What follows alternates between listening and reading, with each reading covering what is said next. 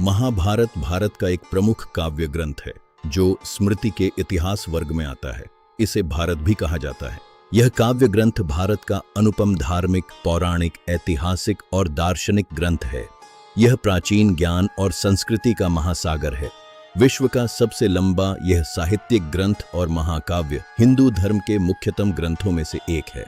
इस ग्रंथ को हिंदू धर्म में पंचम वेद माना जाता है। यह भारतीय संस्कृति की अटूट नींव और प्रेरणा का स्रोत है। यद्यपि इसे साहित्य की सबसे अनुपम कृतियों में से एक माना जाता है, किंतु आज भी यह ग्रंथ अनुकरणीय स्रोत है। यह कृति प्राचीन भारत के इतिहास की एक गौरवशाली गाथा है। इसी में पवित्रतम ग्रंथ भगवद गीता सन्निहित है। पूरे महाभारत में लगभग 1,10,000 श्लोक हैं, जो यूनानी काव्यों इलियड और ओडिसी से बहुत अधिक हैं। परिमाण में यह 10 गुना अधिक हैं। परंपरागत रूप से इसकी रचना का श्रेय महर्षि वेदव्यास को दिया जाता है। इसकी ऐतिहासिक वृद्धि और संरचनागत परतों को जानने के लिए विद्वानों द्वारा कई गहरे प्रयास किए गए हैं। महाभारत के थोक को शायद 3री शताब्दी ईसा पूर्व और 3री शताब्दी के बीच संकलित किया गया था।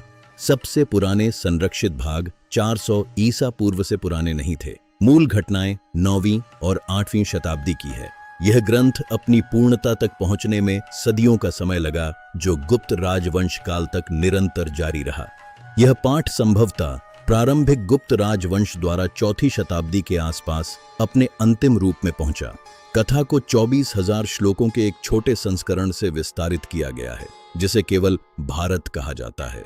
हिंदू मान्यताओं के अनुसार इस काव्य का रचनाकार महर्षि वेदव्यास जी को ही माना जाता है। उन्होंने इसमें वेदों, वेदांगों और उपनिषदों के गुह्यतम रहस्यों का बहुत ही सुंदर और स्पष्ट निरूपण किया है।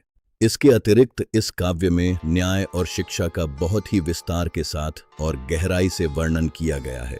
यह प्राचीन भारत की शासन पद्धति और ज्ञान प्रणाली का एक बहुत ही विस्तृत ऐतिहासिक दस्तावेज है। इसमें चिकित्सा और ज्योतिष शास्त्र का भी बहुत गहरा और सटीक वर्णन हमें विस्तार से देखने को मिलता है। प्राचीन भारत के वैद्यों और खगोल शास्त्रियों के गूढ़ ज्ञान को इस महान ग्रंथ में संकलित किया गया है। युद्ध नीति और योग शास्त्र जैसे गूढ़ विषयों पर भी यह ग्रंथ बहुत गहराई से प्रकाश डालता है। इसमें कुरुक्षेत्र के युद्ध की जटिल रणनीतियों और सैन्य विन्यासों का बहुत ही बारीक चित्रण मिलता है।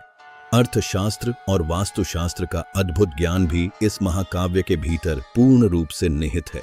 भव्य सभा भवनों और समृद्ध नगरों के निर्माण की बारीकियों का इसमें बहुत विस्तार से उल्लेख मिलता है। शिल्पशास्त्र और कामशास्त्र का भी इसमें बहुत ही विस्तार के साथ और सूक्ष्मता से वर्णन किया गया है।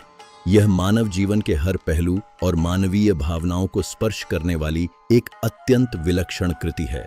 खगोल विद्या और धर्मशास्त्र का अनूठा संगम महाभारत को संपूर्ण विश्व में बिल्कुल अद्वितीय बनाता है। यह न केवल इतिहास है, बल्कि मानवीय कर्तव्यों और जीवन जीने की एक संपूर्ण आचार्य संहिता भी है। महर्षि वेदव्यास को महाभारत पूरा रचने में लगभग 3 वर्ष का बहुत लंबा समय लग गया था।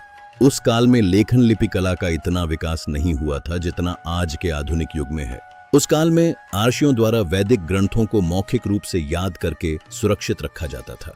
संस्कृत उस समय आर्षियों की मुख्य भाषा थी, जिसमें ज्ञान की यह धारा निरंतर प्रवाहित होती रही। उस समय ब्राह्मी आम बोलचाल की भाषा हुआ करती थी, जिसे जन साधारण दैनिक जीवन में उपयोग करते थे। धीरे धीरे जब आर्षियों की याद रखने की शैली लुप्त होने लगी, तब इसे पांडुलिपियों पर लिखा गया।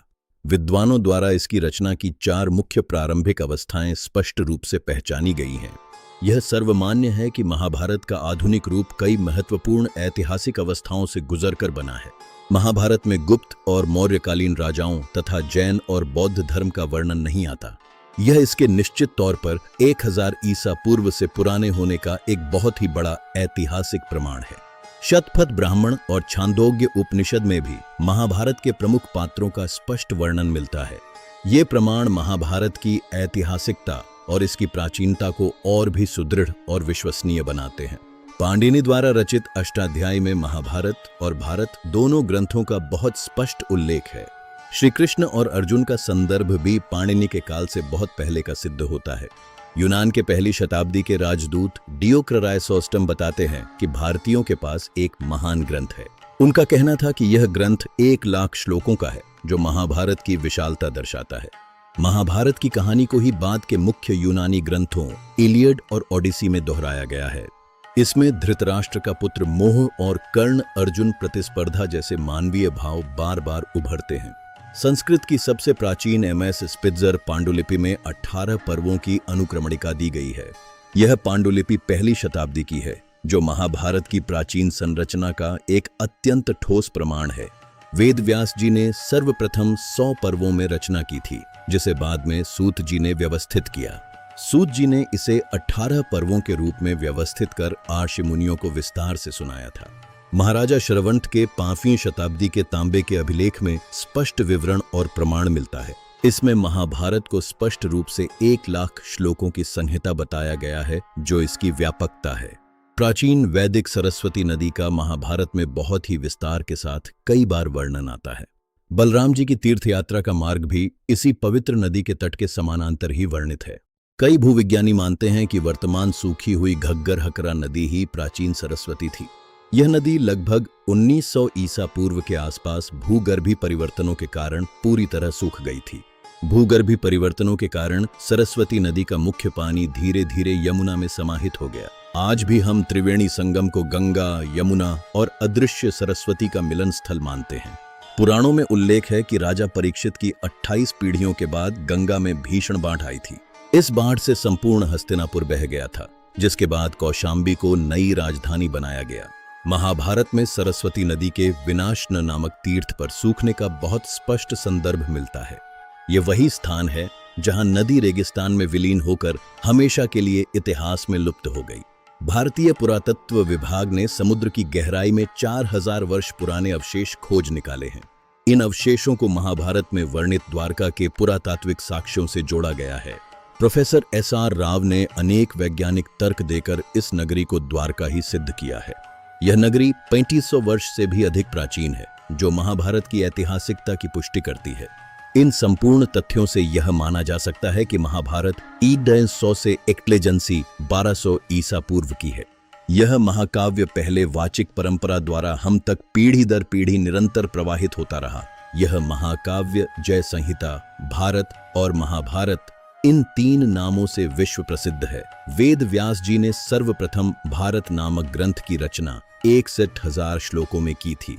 देवताओं ने तराजू में चारों वेदों को एक तरफ और महाभारत को दूसरी तरफ रखा, जो सभी वेदों की तुलना में सबसे अधिक भारी सिद्ध हुआ। व्यास जी ने मन ही मन रचना की, पर इसे लिपिबद्ध करने के लिए ब्रह्मा जी के परामर्श पर वे भगवान गणेश के पास लेखन हेतु पहुंचे।